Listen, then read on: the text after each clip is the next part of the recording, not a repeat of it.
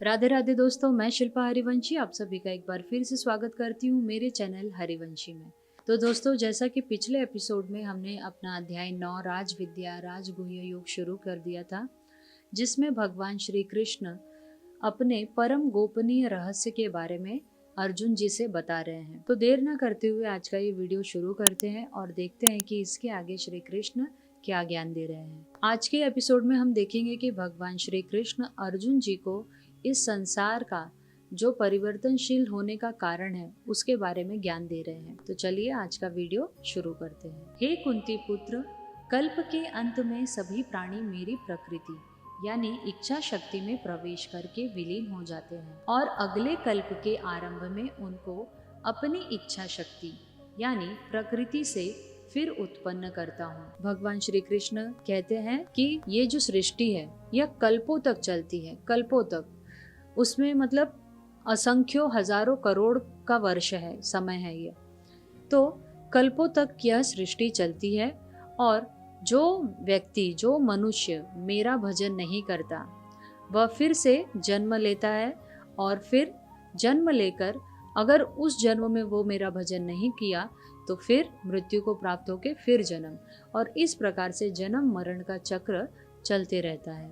और यदि जिस मनुष्य ने भजन कर लिया और वह मुझे प्राप्त हो गया तो फिर वह इस संसार में पुनः दोबारा नहीं आता। 84 लाख योनियों में सभी प्राणी अपनी इच्छा शक्ति यानी प्रकृति के कारण बार बार मेरी इच्छा शक्ति से विलीन और उत्पन्न होते रहते हैं। यह सभी पूर्ण रूप से स्वतः ही मेरी इच्छा शक्ति यानी प्रकृति के अधीन होते हैं। यह प्रकृति क्या है जानते हैं?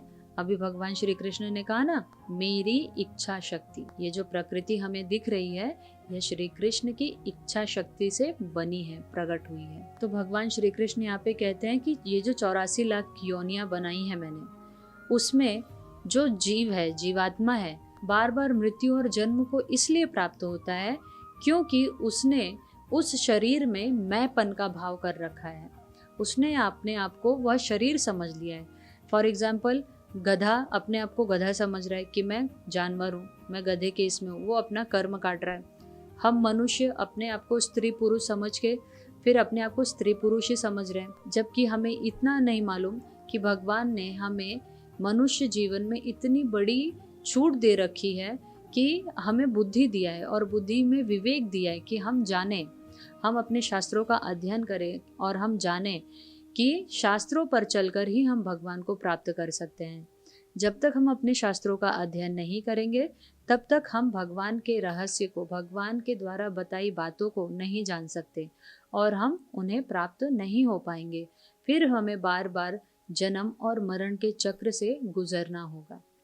तो भगवान यही कहते हैं कि मनुष्य अपने आप को, जीवात्मा अपने आप को कर्मों के बंधन में बांधने के कारण इसी प्रकृति में बार बार फंसती है और मेरी प्रकृति यानी मेरी इच्छा शक्ति के द्वारा फिर से जन्म और मरण को प्राप्त होती है। हे धनंजय, यह सभी कर्म मुझे बांध नहीं पाते क्योंकि मैं उन कार्यों में बिना किसी फल की इच्छा से उदासीन भाव में स्थित रहता हूँ। भगवान श्री कृष्ण कह रहे हैं कि हे अर्जुन, कर्म आम मनुष्यों को, तुम जैसे मनुष्यों को कर्म बंधन में बांध सकते हैं, फल इच्छा में बांध सकते हैं, परंतु ये कर्म मुझे फल इच्छा में नहीं बांध सकते क्योंकि मैं निष्काम भाव से कर्म करता हूँ, बिना फल की इच्छा रखे हुए कार्य करता हूँ, उदासीन होकर। उदासीन होने का अर्थ यहाँ पर यह है कि हम जो भी कार्य करें उसमें हम राग अनुराग नहीं रखें, उससे दिल ना लगा के बैठें और फल की इच्छा नहीं रखें कि इसका फल ये मिले मुझे, बिल्कुल भी नहीं। उदासीन भाव हमें कब आएगा? जब हम नाम जाप करेंगे, भगवान की शरण में रहेंगे, तब मनुष्य के हृदय में अपने आप उदासीनता यानी कोई रस नहीं रह जाएगा, कोई रुचि नहीं रह जाएगी। बस आप वो कार्य कर रहे हैं, श्री कृष्ण के लिए कर रहे हैं, अपने लिए नहीं कर रहे, ये भाव हो जाता है। तो ये उसे ही समझ में आएगा जो भगवत मार्ग में चल रहा है, जो गुरु की शरण में है। तो ये बात वही मनुष्य समझ सकता है। हे कुंती पुत्र, मेरी अध्यक्षता यानी पूर्ण अधीनता में मेरी भौतिक प्रकृति यानी अपरा शक्ति, सभी चर यानी चलायमान तथा अचर यानी स्थिर जीव उत्पन्न और विनिष्ट करती रहती है। इसी कारण से यह संसार परिवर्तनशील है। भगवान यहाँ पे बता रहे हैं कि यह संसार परिवर्तनशील क्यों है। यह सृष्टि परिवर्तनशील क्यों है? क्योंकि मेरी अध्यक्षता में, मेरी इच्छा के अनुसार यह सृष्टि चलायमान है। मैं ही इस सृष्टि को संचालित करता हूँ और एक तरफ उत्पत्ति और दूसरी तरफ विनाश का कार्य करता हूँ, खेल खेलता हूँ। तो हमें यह नहीं सोचना चाहिए कि ये कार्य मैंने किया है। बिल्कुल नहीं। आप जो कुछ भी कर रहे हैं सिर्फ और सिर्फ श्री कृष्ण की शक्ति और श्री कृष्ण की इच्छा के से कर रहे हैं। आप अपने से कुछ नहीं कर रहे। आप अपने से यदि कुछ कर रहे हैं तो सिर्फ पाप कर रहे हैं, अन्यथा सब कुछ श्री कृष्ण के द्वारा ही हो रहा है। अब इसके आगे श्री कृष्ण मोह से ग्रसित, मोह से मुक्त स्वभाव वालों के लक्षण बता रहे हैं कि जो मोह से ग्रसित है, मोह से मुक्त हो चुका है, उसका क्या लक्षण है। मूर्ख मनुष्य मुझे अपने ही समान निकृष्ट शरीर आधार वाला यानी भौतिक रूप से जन्म लेने वाला और मृत्यु को प्राप्त होने वाला समझते हैं, और ऐसी बुद्धि होने के कारण वो मनुष्य मुझे साधारण मनुष्य की तरह समझते हैं, मेरे परम स्वरूप को नहीं समझ पाते। आज भी ऐसे बहुत सारे लोग हैं जो भगवान को नहीं मानते। यह समझते हैं कि कोई तो पावर है, कोई शक्ति है जो पूरे संसार को कंट्रोल में रखती है, पूरे यूनिवर्स को कंट्रोल करती है, लेकिन ये नहीं मानते कि वो श्री कृष्ण ही है। ये उनका दुर्भाग्य है, बहुत बड़ा दुर्भाग्य है कि श्री कृष्ण को जानते हुए भी वो नहीं मानते। तो ऐसे मनुष्यों के लिए श्री कृष्ण क्या कहते हैं वो हम देखेंगे अगले श्लोक में।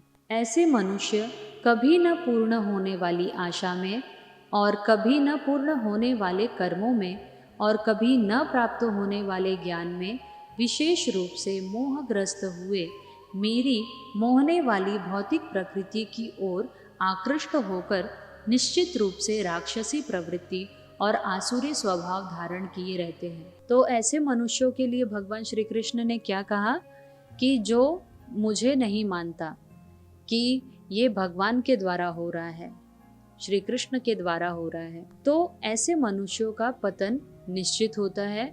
और ऐसे मनुष्य वो हमेशा पाने की इच्छा में तड़पते रहते हैं, उन्हें कभी सुख नहीं मिलता। भले आप सांसारिक रूप से देखेंगे कि बहुत पैसे वाले हैं, लेकिन जो मन की शांति है, बुद्धि की शांति है, वो उन्हें कभी नहीं मिलती। वो जलते रहते हैं और उनकी बुद्धि एकदम छोटी हो जाती है। मतलब क्या सही है क्या गलत वो इसका निर्णय नहीं ले पाते और राक्षसी प्रवृत्ति के बन जाते हैं वो। हे प्रथापुत्र, मोह से मुक्त हुए महापुरुष देवीय स्वभाव को धारण करके मेरी शरण ग्रहण करते हैं और मुझको सभी जीवात्माओं का उद्गम जानकर अन्य भाव से मुझ अविनाशी का स्मरण करते हैं। अब यहाँ पर भगवान श्री कृष्ण किन मनुष्यों की बात कर रहे हैं? मोह से मुक्त हुए। अभी इसके पहले हमने जो देखा वह मोह से ग्रसित, मोह से घिरे हुए लोगों के बारे में जाना, मनुष्यों के बारे में जाना जिनकी दुर्गति निश्चित है। अब हम जानेंगे, अब भगवान श्री कृष्ण बता रहे हैं कि जो मोह से मुक्त हो चुके हैं उन महापुरुषों के बारे में, कि ऐसे महापुरुष मुझे ही अपना सर्वस्व मानते हैं और वह इस विश्वास ही के कारण, क्योंकि वो ये विश्वास रखें कि भगवान ही सब करने वाले हैं, इसीलिए मैं उन्हें यह अनुभव कराता भी हूँ कि मैं ही सब करने वाला हूँ। जो विश्वास ही नहीं करता तो उससे भगवान बहुत दूर रहते हैं, उससे अपने आप को बहुत दूर रखते हैं, उसे जानने भी नहीं देते कि वही श्री कृष्ण है।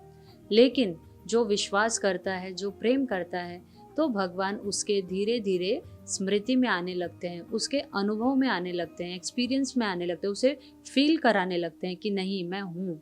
तो इसीलिए आप इसी संसार में देख लीजिए कि दो तरीके के लोग हैं, जो भगवान को मानते हैं, उन्हीं को पूजते हैं और उन्हीं को अपना जीवन समर्पित कर दिया। ये बात मैं सन्यासियों की नहीं कर रही हूँ, सन्यासी तो है ही पहले उस पर, लेकिन गृहस्थ में भी आप देखेंगे, जो गृहस्थ में हैं, घर परिवार में रहने वाले लोग हैं, तो आप देखेंगे कि कुछ लोगों का झुकाव भगवान की ओर होता है, तो भगवान उसी प्रेम और श्रद्धा के कारण उन्हें अनुभव कराते हैं।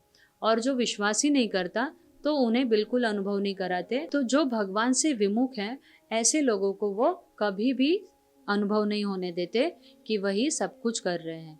और इसी बुद्धि के कारण, नेगेटिव बुद्धि होने के कारण वो पाप पे पाप करते हैं और फिर नर्क को प्राप्त होते हैं। ऐसे महापुरुष दृढ़ संकल्प से प्रयत्न करके निरंतर मेरे नाम और महिमा का गुणगान करते हैं और सदैव मेरी भक्ति में स्थिर होकर मुझे बार बार प्रणाम करते हुए मेरी पूजा करते हैं। कुछ मनुष्य ज्ञान के अनुशीलन द्वारा यज्ञ करके, कुछ मनुष्य मुझे एक ही तत्व जानकर, कुछ मनुष्य अलग अलग तत्व जानकर अनेक विधियों से निश्चित रूप से मेरे विश्व स्वरूप की ही पूजा करते हैं। यहाँ पर भगवान श्री कृष्ण मोह से मुक्त मनुष्यों के बारे में कह रहे हैं, साधक महात्माओं के बारे में कह रहे हैं कि जो मोह से मुक्त हो गया है, यानी इस संसार को जान चुका है कि ये संसार झूठा है और श्री कृष्ण यानी कि मैं ही सत्य हूँ, भगवान ही सत्य है, तो वह निरंतर मेरे नाम का जाप करता है, गायन करता है, गुणगान करता है और मेरा नित्य निरंतर चिंतन करता है। तो ऐसे ही महापुरुष को मैं महात्मा बनाता हूँ, महापुरुष बनाता हूँ। तो दोस्तों, आज के वीडियो में इतना ही। आशा करती हूँ आज हमने जो भी सीखा, मैंने आपको जो भी एक्सप्लेन किया, आपको समझ में आया होगा। अगर आपको कोई भी डाउट हो तो आप मुझे कमेंट में पूछ सकते हैं। तो मिलती हूँ अगले एपिसोड में नए श्लोकों के साथ। तब तक के लिए राधे राधे। श्री हरिवंश।